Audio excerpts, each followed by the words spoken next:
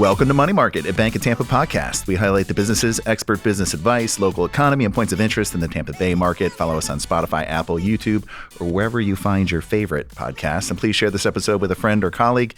I am your host, Owen LaFave, the Pinellas County Market President for the Bank of Tampa, Tampa Bay's oldest and largest community bank.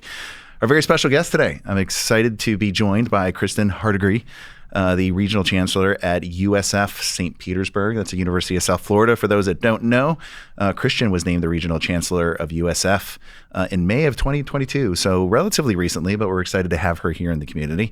She previously served as the founding dean for the School of Hospitality at Metropolitan State University in Denver, where she led the transition to a freestanding school where she developed and implemented departmental structures, school strategic plan, and initiatives, and secured almost $4 million in external funds to support the school and lead faculty curriculum through the redesign of 6 degrees. Is fundraising part of your effort at USF St. Pete? It is. It's a big part of what we do. It is.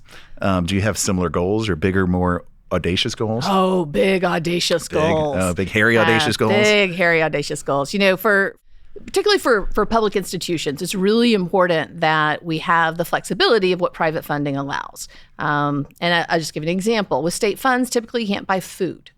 Right? Try to get students to an event and not have some kind of food source for them. Yeah, not a good. But it also is scholarships. Does alcohol fall under that? Alcohol does fall on that. The taxpayer, shockingly, is not happy when they're not supportive? No, they're not supportive of that as a state purchase, which totally makes sense.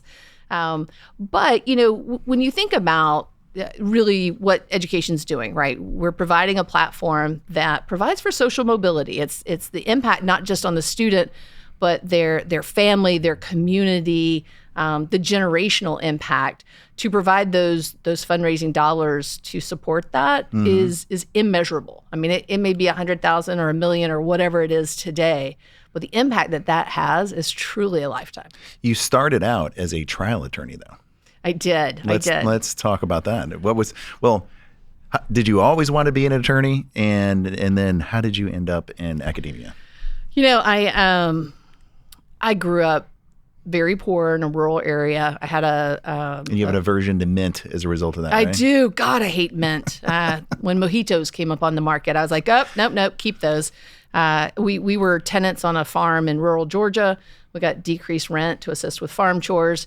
And you really haven't experienced life until somebody's bush hogged a couple acres of mint that's growing out in the pasture for you to go, yeah, I don't need that smell ever again. To me, it sounds amazing, but I guess if you're living in it every day, yeah, it's overkill. Yeah, and it's usually followed by when they come spray the pasture with chicken poop.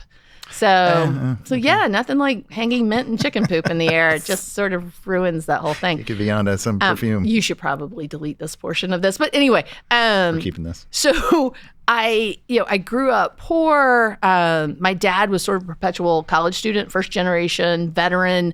It took him 17 years along his educational journey. My mom was a primary breadwinner as a social worker in rural Georgia, which shockingly doesn't pay well today, much less back then. Yeah. I remember when I would get gifts at the holidays. I remember staying up one night till midnight tracing the brand new coloring book I'd gotten for my birthday, because I wanted to be able to color the pictures, but I knew my mom was going to take it to work the next day for the kids that she served in her office. Yeah.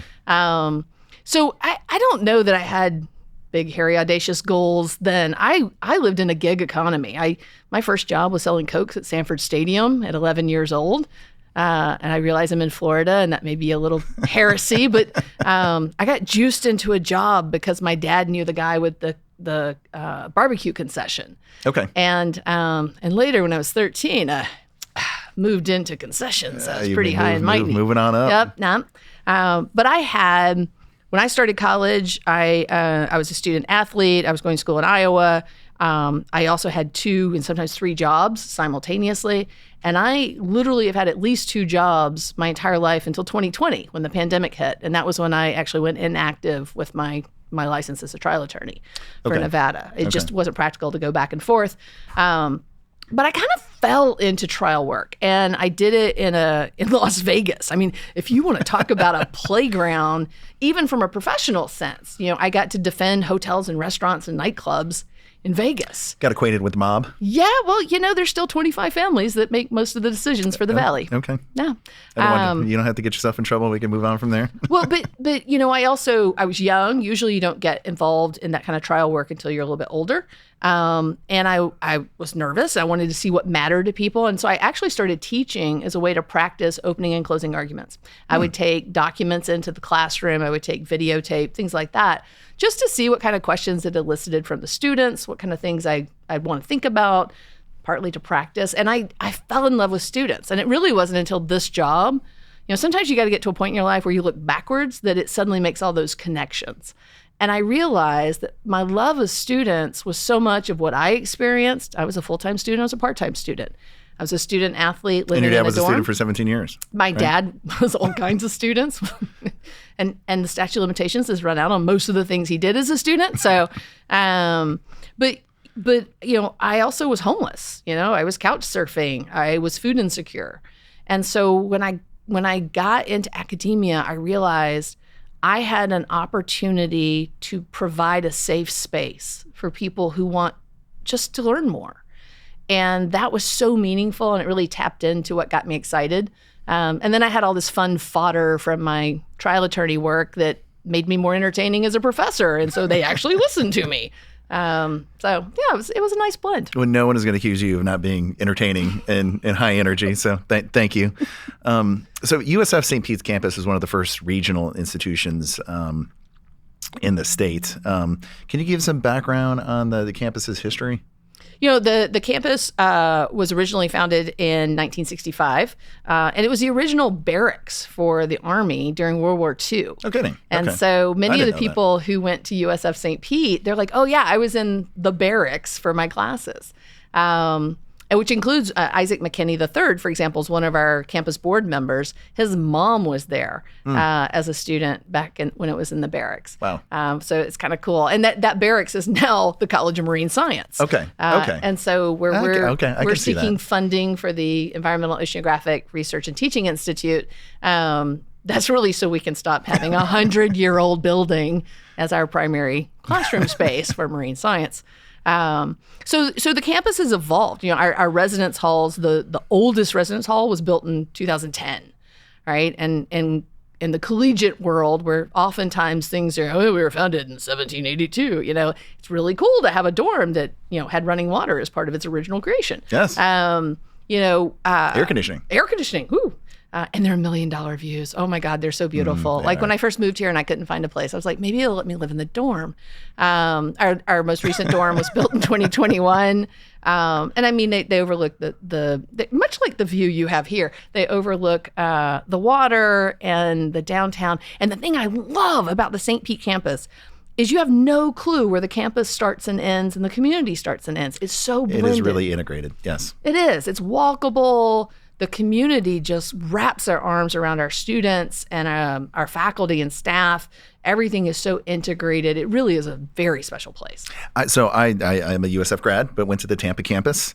And I forget at what point in time. Like I knew there was a St. Pete campus over there somewhere, and it was in downtown, and had been to downtown, but never made it a point to go to the campus. And I remember the first time being on campus and thinking, like, why didn't I go here? Like this is amazing. So I can imagine it's not really a tough sell if you get people to come and look at the campus. It's been one of the best kept secrets, and really we want to get to a point where we're not a secret. But you're right. Everybody who comes there is like, why wasn't I here? I didn't even know.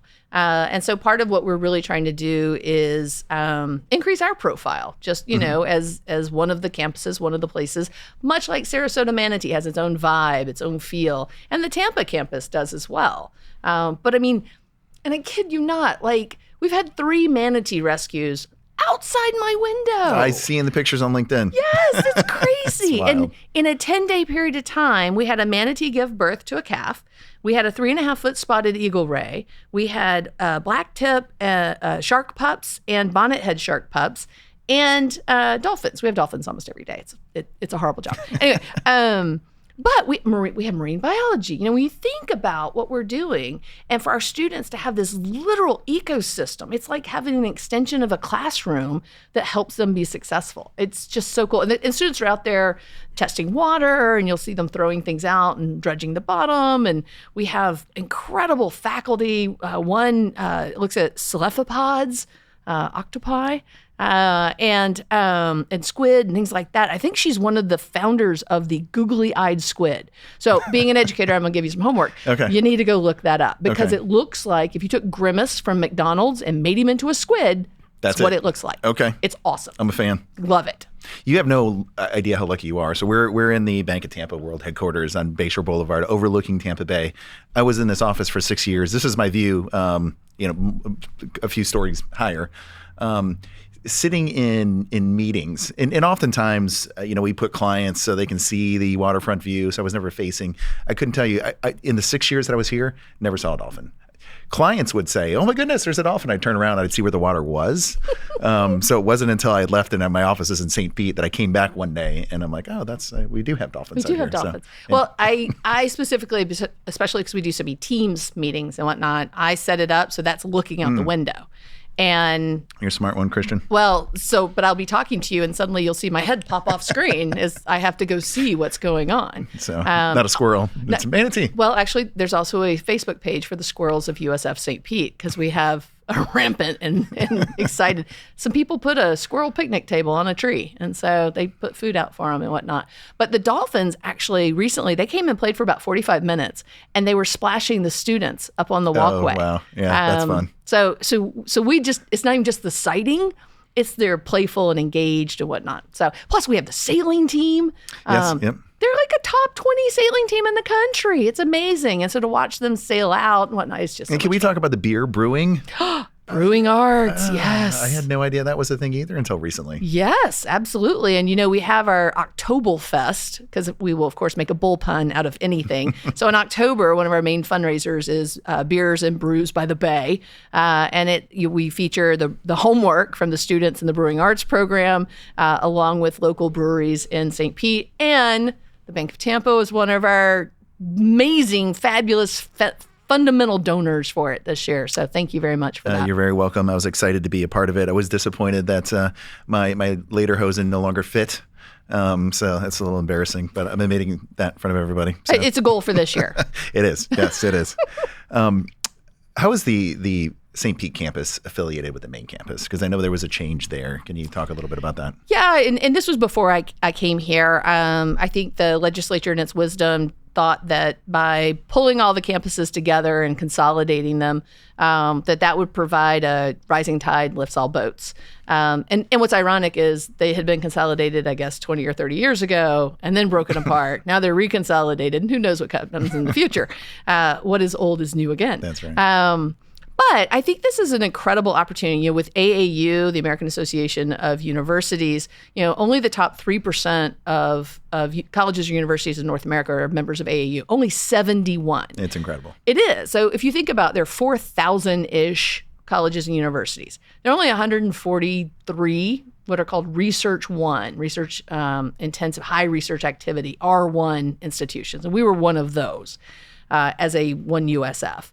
And then to be an AAU, we're one of these 71 entities, groups. So what it means is, to give you an example, 63% of federal research dollars went to AAU institutions. Okay. And at the time, UF was the only one in the state. So this allows us to, instead of exporting our intellectual capital, it allows us to do more research here.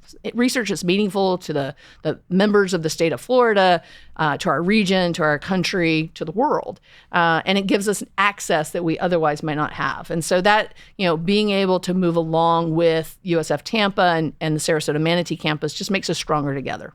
So incredible accomplishment, a tremendous asset of the community. So you talked about the different character of like Sarasota and try to differentiate. How would you describe the St. Pete campus, and how does it differentiate itself from the Tampa campus? St. Pete it's a place, it's a smaller institution. So there are about 3,500 students who are, quote, homed on our campus. We actually serve about 15,000 students a year. So that may be a student so taking a lot of commuters. one-off. Yep. Okay. Commuters.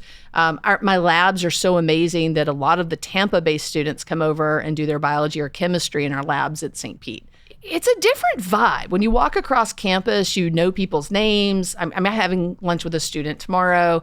So I get to a point that I can be places and I'll know 40 or 50 people's names. And you can't do that in an institution of 40 some odd thousand. Yeah.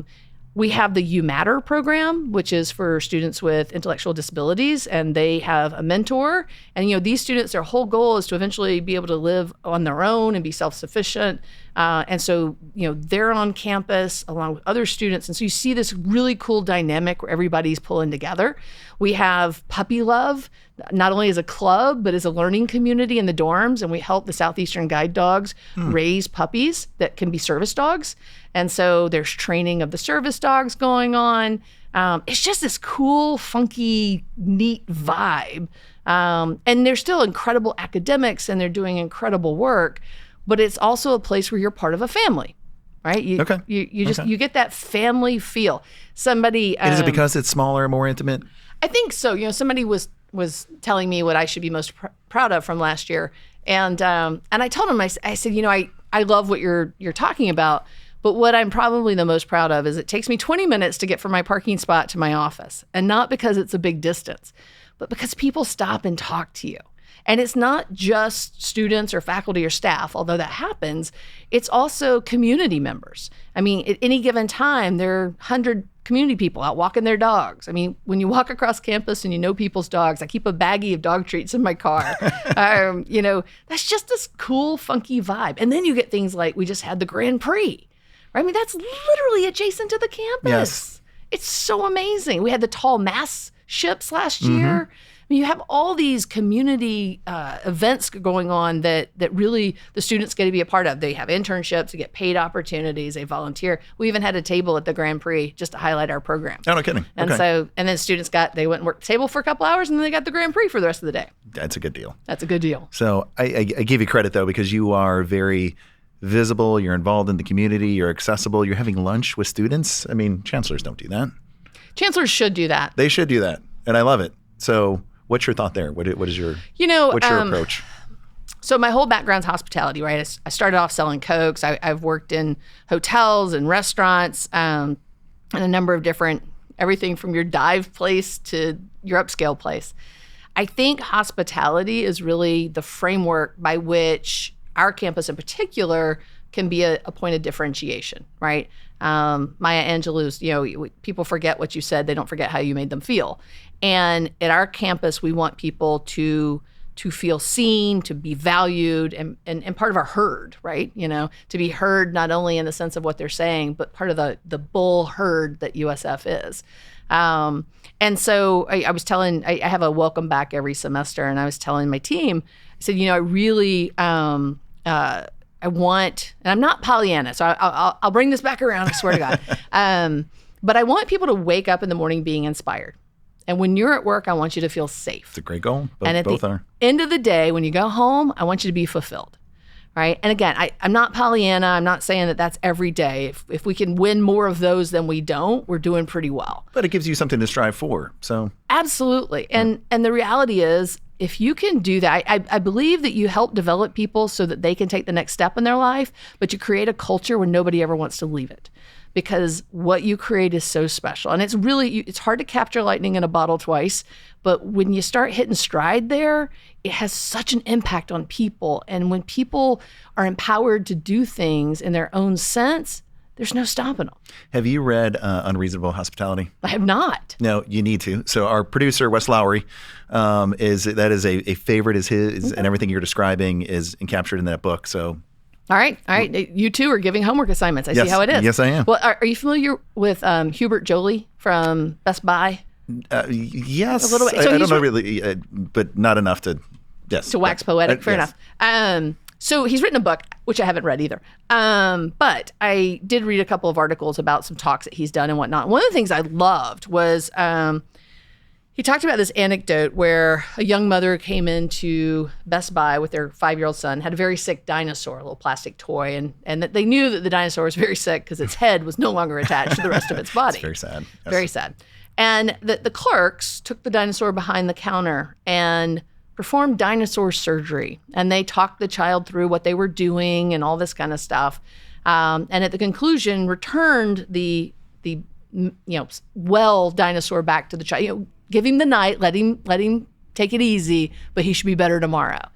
And he talked about, they didn't say, well, ma'am, they're on aisle 21, go get another one. Right. They created this all on their own. And he said they didn't do that because I sent out a memo saying you're all dinosaur medics.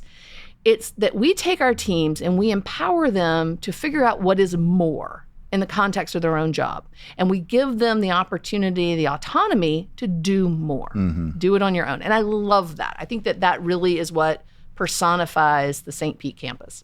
So did that something that exists before you got there, or is that something that you are instilling or reinforcing maybe? I think it existed before I got there. I definitely am trying to make sure that we highlight and reward it when we see it.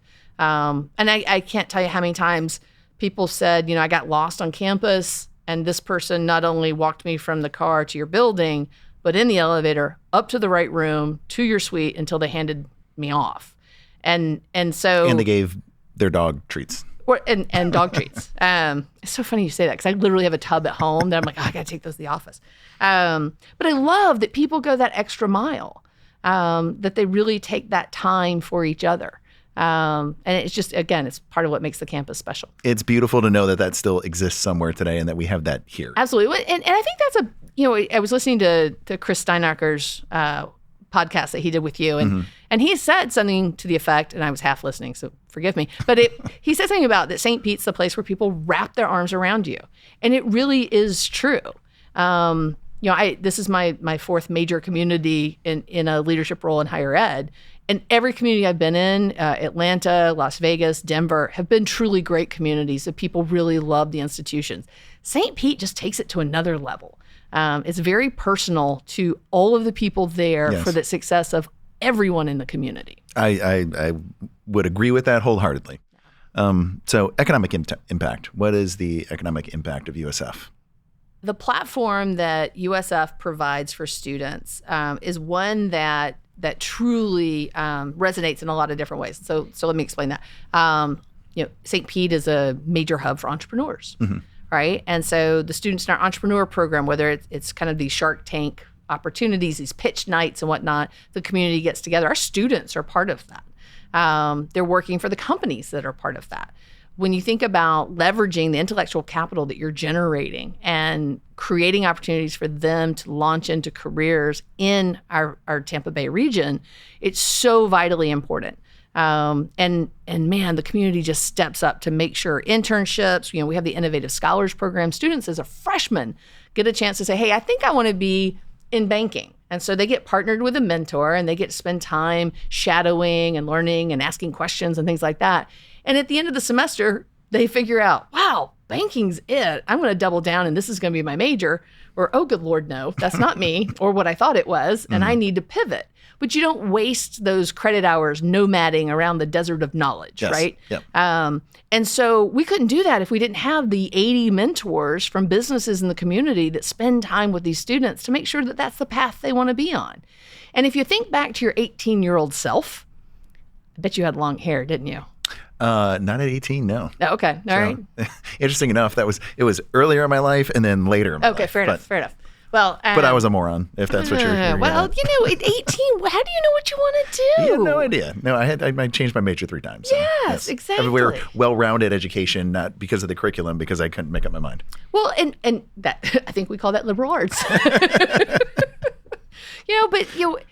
What a great opportunity to really figure out, is this what I want to do? Or if I want to go to grad school, to talk to people, to your faculty about graduate school opportunities. I mean, obviously not everybody's going to step out of a undergraduate degree in order to move into a career opportunity. College also, I don't think, is something that I think as a society, we've said everybody should do it. I don't know that it is. No. My son's about to turn 18. And he really doesn't know what he wants to do. I'd rather him figure out what he wants to do before he goes and blows my money. Or maybe his money or somebody's money. But, figure it out now instead of trying to figure it out in a juncture where you don't necessarily have the best influences or you don't necessarily have the best guidance. And that's where, for us, student success is incredibly important. So making sure that we have academic advisors, making sure we have career advisors, that we have opportunities for students to learn how this is important and relevant. And then the student club piece. I mean, those all coming together are really, really essential. And in fact, our student clubs have gone up by about 40% since I've been here. And some of the clubs are incredibly, our sustainability group. They do so many sustainable projects across the campus. But we also have an Oreo tasting club. And that's the one I like to. That's a thing? Why, yes, it is. And if we had more fundraising, we could buy more Eat Oreos. More Oreos. But it's a social opportunity for students to find their group, right? Who do I identify with, or what do we have in common? And in today's world, where it can become very divisive, Oreos, right? So we're bringing the world together. I'm hoping somebody listening to this podcast knows someone at Oreo or Nabisco and would be willing to help sponsor the Oreo Cookie We'll get the word Club. out there. Please do. Yeah, we'll tag them in the. It's gonna be hysterical. In like 3 weeks, I'm gonna get like 500 cases of Oreos sent to my office, and I'll be like, score. So the students will think I'm amazing. How does one become a mentor? We work through our career services program and through the Innovative Scholars program. So if that's something somebody's interested in, Karen Neesmith on our campus can help get people connected. And you can find her easily on our website. And last name is Nesmith. Okay. And Karen's amazing, and she can get you all set up. And I will attest to that. She is. So directionally for the USF St. Pete campus, where do you see the campus going? I know you're heavy in ocean science, biotech. What's the future of the campus? The future of the campus is world domination. I love it. I like to shoot low. No, we have so many incredible existing programs, and it's the only place you can do the program. Our graphic arts program is a one of a kind. Our journalism and digital media is a one of a kind program. You think about the Poynter Institute being across the street and the connection there. FinTech, the financial technology, how that is growing and the resources that we've been able to generate. We just hired 2 new faculty and are launching our FinTech program this year. So that's amazing. So when you think about what we're going to be known for, it's really the cutting edge programs that fit to our community as well. And not that you can't, especially a campus as small as ours, you can't be everything to all people. You can. Right. And so if we've got to double down in areas, our oceanographic sciences, environmental sciences, sustainability, all of those kind of wrapped into one. Everything we do with entrepreneurship, FinTech, our business items that we do through the Kate Tiedemann School of Business and Finance. And then these really neat graphic arts. You think about how artistic St. Pete is, right? And the digital media. I have my own personal thoughts about some opportunities, but I'm not a content expert in that field. But man, they're putting on new classes that relate to social media and influencing and the ethics related to that, accuracy, AI, deep fake, all those kinds of different areas. And then we're able to also be a springboard. Somebody could come to me for 2 years and decide they like a program in Tampa. And so that, that's an opportunity as well. You kind of get the best of all worlds in terms of the college experience that you have at each of those spaces. Mm-hmm. Does the university offer any online programs? Are there, is there any benefit to taking the online approach versus actually being physically there on campus? Yeah, I think that's a great question. And look, we all have zigzaggy lives, right? Whether you've got your first time in college and, fresh out of high school to somebody who maybe is going back to a refresh, maybe you got kids and a job and whatnot. We have all kinds of options. So we have the traditional classroom. We do have hybrid and online options as well. And so it kind of is a different fit. So I would have been awful in online. I'm dyslexic. And so sitting down and having all of my content come to me in a visual manner would not have been successful for me. Okay. I think for an FTIC, a first time in college kid, if you think about, and I'm going to use my son as a great example. Parker's wicked smart. Parker started high school in COVID, right? And his dad and I are trying to figure out how to keep classes going and keep things, occurring for the other students. And so we probably weren't as hands-on with our own kiddos. So and we were in Colorado, and Colorado shut down. So he had 2 years of online, and all those poor teachers were just throwing stuff up too. He'd be done at 9:45 in the morning. Right. Turned out he wasn't really turning things in. But I had one of those too. You know what? Yeah. But how is that kid going to go to college and be successful online? Yeah. Right? There's a misnomer, I think, for a lot of students that online is somehow easier. Actually, when you do grade distributions, it's not. Online for a faculty member actually takes more work than a face-to-face class. Interesting. Okay. And so, but you also have to be very motivated. You have to be able to dedicate the time. It's not just a 3 clicks and done. And that's where I think some of the for-profits have done a disservice, because they kind of create this idea that you're just paying for a degree, right? And again, what's valuable about a college degree is not the piece of paper. If all you want is a piece of paper, there are tons of crappy places online that will sell you a piece of paper. What's valuable about it is the knowledge, skill, and ability that you now have. It's changing from your start point to your end point and being able to bring that into whatever it is that you're doing. And so if you're not going to sit down in an online class and use that approach, then it's not going to have the ROI for you that you really need. So it depends on people. It's very individualized. Well, and I would add to that also the relationship building. And in this day and age, developing social skills. That's something I think that we're losing. And if you're sitting at home and you're not having those interactions with people, or just, look, skills, incredibly important. Skills and tools, and being able to put those tools to utility. I mean, invaluable, but how many times have you heard it's not what you know, it's the people you know? And it truly is a combination of both. And do you get that when you're sitting at home? Absolutely. So one of the things that, and I don't tell a lot of people about this, now I'm going to tell you all. All 7 of you. No, I'm kidding. It's 8. 8. So Guy Fieri was in my hospitality law class as a student. He sat next to me. Did he have the same hair? He did not. Yeah. And I can show you a picture. You'll be like, oh my God. And so flash forward, when I'm a faculty member there, and we'd brought him in because he was one of our more famous, I'm going to say graduates. Anyway. And he's like, I remember you. You're the only reason I passed the law class. Oh, wow. And so as we continue to develop our relationship in the post-Guy Fieri realm, he remembers me from that context. And I don't know that my memory was as clear. So for me, it was really getting into a new relationship. Mm-hmm. But that's who you know. Right. Right? So when I could get Guy to come to a class, when I could get Guy to come to an event, right? People think I'm a rock star. It has nothing to do with me. It has to do with the relationship that he remembers from 1990. But it had everything to do with you and the impact that you had on him. And does that help you get into his restaurants today? No. I won't use that. I hate, that's just one of those, I like to go incognito. I have a problem with that too. Yeah. So, but you're right. Especially for today's student, what is as valuable is the personal relationships that you develop in the classroom experience. And can you do that in an online? Yes, it takes more work.